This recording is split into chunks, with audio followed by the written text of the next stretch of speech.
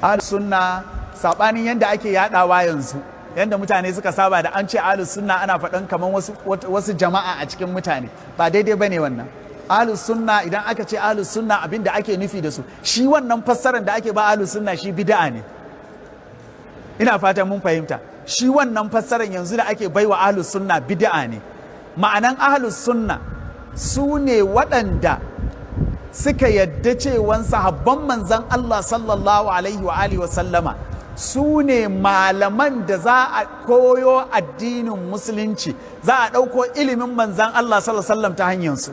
Su ne wanda suka yadda sayyidina Abubakar da sayyidina Umar da sayyidina Uthman da sayyidina Aliyu su ne halifofin manzan Allah sallallahu alaihi wa alihi wa sallama bayansa, da sauran abubuwan da suka ta'allaka da wannan suna nan da yawa. Akwai malamai da suka wallafa littafai akan bayanin su wane ne ahlus sunna, kamar al-hafizul lalika'i yana da littafi sharhu usuli i'tiqadi ahli sunnati wal jama'a, akwai usulu i'tiqadi ahli sunna wal jama'a. To saboda haka wanda suke da wannan i'tiqadat din, wanda waɗannan biyun da na faɗa su ne asalola, sauran duka suna tafarro daga waɗannan, to su ake ce ma ahlus sunna wal jama'a. Keɓe wasu mutane daban a ce su ne ahlus sunna sabanin mutane da sauransu, shi kuma wannan daga cikin bid'a ne.